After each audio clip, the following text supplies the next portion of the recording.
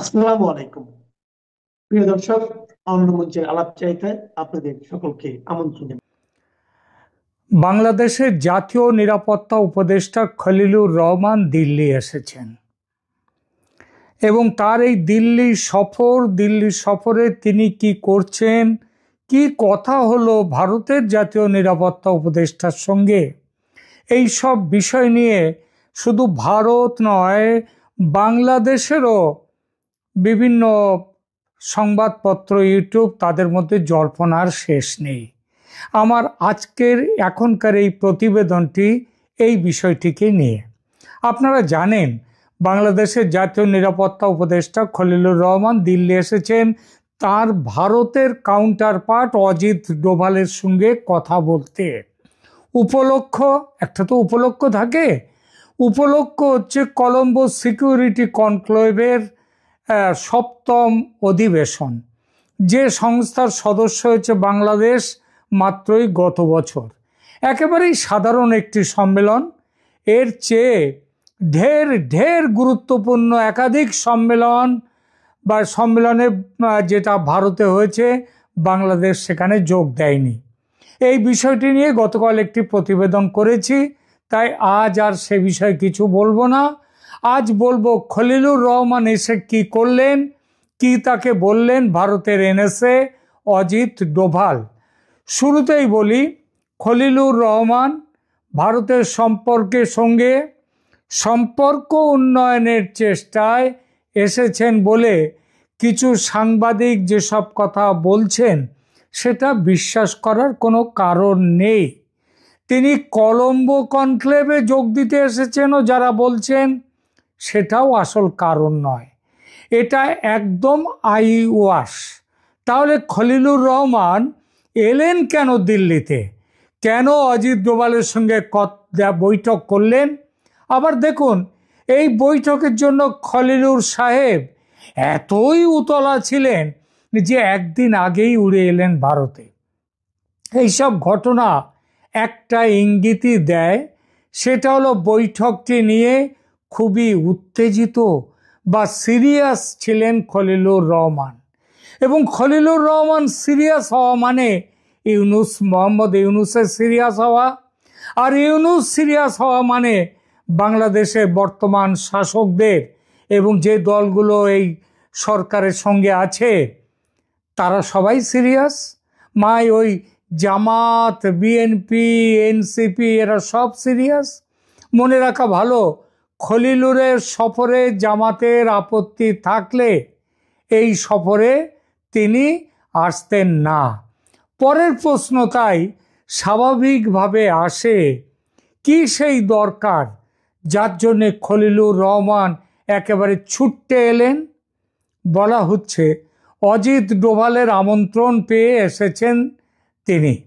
আমন্ত্রণ কিন্তু গেছে ওই কলম্বো কনক্লেভের আয়োজক দেশ হিসেবে, কোনো ব্যক্তিগত ভালোবাসাবাসী থেকে নয়। এর আগে গত অক্টোবরে, এই 1 মাস আগে, এবারের চেয়ে অন্তত 100 গুণ বেশি 2টি আন্তর্জাতিক সম্মেলন হয়েছিল দিল্লিতে। যথারীতি নিমন্ত্রণ গিয়েছিল বাংলাদেশে। আসার কথা ছিল সেনা প্রধান ওয়াকারুজ্জামানের, তিনি আসেননি। এর অর্থ খলিলুর কথা বলতে চেয়েছেন ভারতের সঙ্গে, মানে মোহাম্মদ ইউনূস সাহেব কথা বলতে চেয়েছেন ভারতের সঙ্গে। আর ভারতও চেয়েছে এই সময় কিছু কথা বলতে বা শোনাতে। তাই দ্বিপাক্ষিক বৈঠক হয়েছে। সেটা খলিলুর চেয়েছেন দ্বিপাক্ষিক বৈঠক, এবং ডোভালও অরাজি হননি। ডোভাল খলিলুর রহমানের বৈঠক যে গতকাল নয়, 19 তারিখে হয়েছে, সেটা আধিকারিক স্তরে বলা হয়েছে। তবে কি কথাবার্তা হয়েছে সে বিষয়ে দুই দেশের সরকারি মহল কিছু বলেনি। তবু খবর তো আর চাপা থাকে না। বিশেষ করে এই বৈঠকে দুই দেশের পক্ষেই বেশ কিছু অফিসারও হাজির ছিলেন, এবং যাকে বলে একেবারে মুখিয়ে ছিলেন খবরের খোঁজে থাকা সাংবাদিকদের দল। তাদেরই বিভিন্ন সূত্র থেকে পাওয়া বেসরকারিভাবে যে খবর পেয়েছি, দু কথায় বলি সে কথা। বার্তালাপের পশ্চাৎপটে ছিল ভারতের পক্ষ থেকে মুখ্যত তিনটি বিষয়। এক, পাকিস্তানের সঙ্গে বাংলাদেশের অতিরিক্ত প্রেম কিভাবে ভারতের মাথা ব্যথার কারণ হয়ে উঠেছে সে ব্যাপারটি বাংলাদেশকে ভালো মতো বুঝিয়ে দেয়া। দুই, বাংলাদেশ যেভাবে ইউনূস সরকারের মদতে জঙ্গিদের স্বর্গরাজ্য হয়ে উঠেছে সেটা ভারতের শান্তি ও সুস্থিতির পক্ষে যে রীতিমতো বিপজ্জনক সেটা খলিলুর রহমানকে বুঝিয়ে দেয়া। এবং তিন, বিশেষভাবে দিল্লি বিস্ফোরণ কাণ্ডে বাংলাদেশের প্রত্যক্ষ যোগের পরিণামে ভারত কি করতে চায় বা কি করার প্ল্যান নিচ্ছে সেটা বাংলাদেশকে বুঝিয়ে দেয়া, যাতে ঠিক পথে ফিরে আসে বাংলাদেশ। আর খলিলুর রহমানের কাছে আলোচনার একটি ছিল এজেন্ডা, ভারত যেন বাংলাদেশে অপারেশন সিন্দুর পার্ট 2 কিংবা নতুন নামে কোনো সার্জিক্যাল স্ট্রাইক না করে।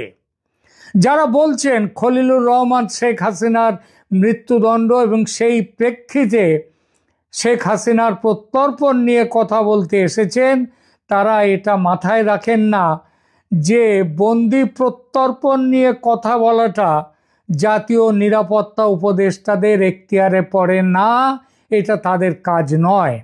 সুতরাং হাসিনার প্রত্যর্পণ নিয়ে 1 মিনিটের আলোচনাও হয়নি দুজনের দ্বিপাক্ষিক বৈঠকে, এবং সেই বৈঠকটা কিন্তু 2-5 মিনিটের জন্য হয়নি, প্রায় 1 ঘন্টা 40 মিনিট 2 ক্ষেপে সেই বৈঠক হয়েছে গত 19 তারিখে। আমার কাছে যে খবর এসেছে সেটা হলো অজিত ডোভাল বাংলাদেশের একের পর এক ভারত বিরোধী পদক্ষেপ নিয়ে ভারতের প্রচণ্ড উষ্মার কথা স্পষ্ট করে বলেছেন। একাধিক বার 7 সিস্টার্স নিয়ে প্রধান উপদেষ্টার ভীষণ রকমের বিতর্কিত মন্তব্য, প্রাক্তন সেনাকর্তা তথা ইউনূসের অন্যতম কাছের মানুষ ফজলুর রহমানের চীনকে নিয়ে ভারত আক্রমণের প্রস্তাব, এরকম একের পর এক প্রসঙ্গ তুলেছেন অজিত ডোভাল। সর্বশেষ ভারতের 7 সিস্টার্স এবং পশ্চিমবঙ্গ সহ বিস্তীর্ণ এলাকাকে বাংলাদেশের মানচিত্রে অন্তর্ভুক্ত করা এবং সেই মানচিত্র সম্বলিত বইটি পাকিস্তানি জেনারেল সাইর শামসাদ মির্জাকে কেন দিয়েছেন মোহাম্মদ ইউনূস, কোন কথা কোন ছবি মাথায় রেখে, এই প্রশ্নটি করেন অজিত ডোভাল। খলিলুর রহমান এই বিষয়টিতে সরকারের সম্পৃক্ততা এড়িয়ে গিয়ে ওটা শিল্পীদের শিল্পকর্ম বলে বিষয়টি হালকা করার চেষ্টা করেন। অজিত ডোভাল তখন বলেন, ভারতের শিল্পীরা যদি বাংলাদেশের রংপুর ও চট্টগ্রামকে বাংলাদেশ থেকে বিচ্ছিন্ন করে ভারতের মানচিত্রে জুড়ে দেন এবং সেই মানচিত্র সম্বলিত বইটি প্রধানমন্ত্রী মোদি যদি আমেরিকা বা রাশিয়ার প্রেসিডেন্টের হাতে তুলে দেন, তাহলে আপনাদের কেমন লাগবে? ভালো লাগবে কি? লাগবে না। পাকিস্তানের ISI এর মদতে ও বাংলাদেশের সরকারের প্রশ্রয়ে বাড়ন্ত হওয়া জঙ্গিরা খোয়াব দেখছে ভারত দখল করে গজওয়াতুল হিন্দ প্রতিষ্ঠা করবে, তারা গ্রেটার ইসলামিক বাংলাদেশ তৈরি করবে। ISI এর কর্তারা ঘন ঘন বাংলাদেশ সফর করছে, হাফিজ সাঈদের জঙ্গি সংগঠনের নেতারা রংপুর যাচ্ছে, লালমনিরহাট ঠাকুরগাঁওয়ে জঙ্গিরা প্রশিক্ষণ নিচ্ছে, আর ভারত সব কিছু গভীরভাবে দেখছে। তবে দেখার পালা শেষ করে এবার যে কাজে নামার প্ল্যানে পালায় ভারত এসছে, সেটাও ভারতের পক্ষ থেকে অজিত ডোভাল বলে দিয়েছেন। প্রতিরক্ষা মন্ত্রী রাজনাথ সিং একেবারে স্পষ্ট ভাষায় কয়েকদিন আগে বলেছেন ভারত যুদ্ধ চায় না বাংলাদেশের সঙ্গে, কিন্তু বাংলাদেশের মাটি থেকে ভারত বিরোধী কাজকর্ম হলে, ভারতকে অস্থির করার চেষ্টা হলে অনিচ্ছার সঙ্গে সামরিক অভিযানে নামতে বাধ্য হবে ভারত, আর তার দায় পুরোটাই পড়বে যে বাংলাদেশের ওপরে। সেটা গতকাল 19 তারিখের বৈঠকে আর একবার স্পষ্ট করে দিয়েছেন অজিত ডোভাল। এই প্রসঙ্গে উঠেছে দিল্লি বিস্ফোরণ কাণ্ডে বাংলাদেশের জড়িত থাকার প্রসঙ্গ। দুজন বাংলাদেশি জড়িত নয়, শুধু বাংলাদেশের জড়িত থাকার প্রসঙ্গ। ভারতীয় গোয়েন্দারা জেনেছেন শুধু দুজন বাংলাদেশি যে বোমা বিস্ফোরণ কাণ্ডে ফ্রন্টম্যান ছিল তাই নয়, এই ষড়যন্ত্রে বাংলাদেশের সন্ত্রাসবাদীদের সঙ্গে দুজন সরকারি উচ্চপদস্থ কর্মকর্তাও ছিলেন। তাদের পুরো নাম ধাম খলিলুর রহমানকে দিয়েছেন অজিত ডোভাল। সেই সঙ্গে এটাও বলে দিয়েছেন এদের প্রত্যেককে গ্রেপ্তার করে ভারতে সন্ত্রাসবাদী হামলা চালাবার অপরাধে বিচারের জন্য ভারতীয় কর্তৃপক্ষের হাতে তুলে দিতে হবে। এই সঙ্গে অজিত ডোভাল আরও বলেছেন বাংলাদেশে যে জঙ্গি ঘাঁটিগুলো আছে সরকার যেন সেগুলো ভেঙে দেয়। এই ব্যাপারে প্রায় 50টি জঙ্গি ঘাঁটির তালিকা ও তাদের অবস্থান খলিলুর রহমান সাহেবের হাতে তুলে দেয়া হয়েছে। পাকিস্তানের সঙ্গে সম্পর্ক স্বাভাবিক করা বাংলাদেশের অধিকার, সার্বভৌম অধিকার, কিন্তু সম্পর্ক স্বাভাবিক করার আড়ালে ভারতকে অস্থির করার চেষ্টা হলে ভারত যে সেটা চুপ করে দেখবে না, সেটাও জানিয়ে দিয়েছেন অজিত ডোভাল। পুরো ব্যাপারে একটা টাইম শিডিউল ঠিক করে দিয়েছেন অজিত ডোভাল। শুনতে পাচ্ছি আগামী 15 দিনের মধ্যে, কেউ কেউ বলছেন নাকি 20 দিনের মধ্যে, যাই হোক 15 বা 20 যাই হোক, বাংলাদেশ থেকে সদর্থক জবাব না পেলে সামরিক অভিযানে নামতে বাধ্য হবে ভারত। সেই অভিযান সার্জিক্যাল স্ট্রাইকের চেয়ে কিছুটা বেশি হবে বলে মনে করছেন বিশেষজ্ঞরা। কেমন হবে সেই অভিযান? প্রথমত জঙ্গি ঘাঁটি গুড়িয়ে দিতে সার্জিক্যাল স্ট্রাইক, এবং once for all Siliguri corridor বা চিকেন স্নেক এই সুযোগে চিরদিনের মতো চওড়া করে নেয়া, মানে সেটা করতে গেলে পুরো রংপুর ডিভিশনকে ভারতে যুক্ত করে নেয়া। শুধু রংপুর নয়, আবার ওদিকে ভারতের বলছে 7 সিস্টার্স, আমাদের ইউনুস সাহেব বলেছেন 7 সিস্টার্স হচ্ছে ল্যান্ডলকড, আর তিনিই হচ্ছেন মানে বাংলাদেশ হচ্ছেন সমুদ্র গার্ডিয়ান অব দ্য ওশান। সুতরাং ত্রিপুরা থেকে সিধা সমুদ্রে যাওয়ার দূরত্ব মাত্র 28 কিলোমিটারের মতো। এই জায়গাটা, ওই নদীর ব্রিজটা, ফেনীর ব্রিজটা নিয়ে নিতে পারলে, এটা নিয়ে নিলে 7 সিস্টার্স সমুদ্রের সঙ্গে যুক্ত হবে, আর চট্টগ্রাম চলে যাবে বাংলাদেশ থেকে। আর বাংলাদেশ 3 দিক নয়, তখন 4 দিক দিয়ে ঘেরাবন্দি হবে ভারতের কাছে। এই খবর শেখ হাসিনার কানে যে পৌঁছয়নি তা নয়, তিনি আপ্রাণ চেষ্টা চালাচ্ছেন বাংলাদেশকে অক্ষত অবিভক্ত রাখতে, কারণ তিনিও তো এটা মানতে পারেন না। কিন্তু তার তো আবার ফাঁসির আদেশ হয়ে গেছে, ভারতকে ঠেকাবার ক্ষমতাই যে তার হাতে নেই। খলিলুর রহমান দেশে ফিরবার পর ইউনুসকে সব বলবেন, তবে মাঝখানে মাত্র 15 কিংবা 20 দিন, তার মধ্যে বাংলা সরকারকে ঠিক করতে হবে তারা দেশকে অখণ্ড রাখতে চায় নাকি বেশ কয়েকটা ভাগে ভাগ করতে চায়। ভারতের বেঁধে দেওয়া টাইম বোমা কিন্তু টিক টিক টিক টিক করে চলছে। এখন সিদ্ধান্ত বাংলাদেশের, বাঁচতে চায় না মরতে চায়। দর্শক, আজকে হঠাৎ করে উচ্চ আদালতকে সরকারের বিপক্ষে যেতে দেখা গেল। এটা এই সরকারের আমলে বোধহয় প্রথমবারের মতো কোনো ঘটনা ঘটল। সরকারের কোনো পদক্ষেপের বিরুদ্ধে আদালত সিদ্ধান্ত গ্রহণ করলো। যখন অনেকেই সমালোচনা করছেন যে এই সরকার অন্যান্য আগের রাজনৈতিক সরকারের চাইতেও অনেক বেশি করে আদালতকে প্রভাবিত করার চেষ্টা করছেন, ঠিক সেই মুহূর্তে আদালতের সরকারের বিরুদ্ধে অবস্থান নেয়া এবং একেবারে স্পেশালি যদি বলা যায় চট্টগ্রাম বন্দর বিদেশিদের হাতে তুলে দেওয়ার সিদ্ধান্তের বিরুদ্ধে হাইকোর্টের অবস্থান, এটা একটা চাঞ্চল্যকর ঘটনাই বটে। সেই ঘটনাই আজকে সন্ধ্যায় ঘটেছে। সেই ঘটনা কেন ঘটলো চলুন একটু খতিয়ে দেখে এই ভিডিওতে। তো বলছিলাম, চট্টগ্রাম বন্দর বিদেশিদের হাতে তুলে দেয়া যাবে না, চুক্তির সমস্ত কার্যক্রম বন্ধ রাখতে হবে, এরকম আদেশ জারি করেছেন হাইকোর্ট।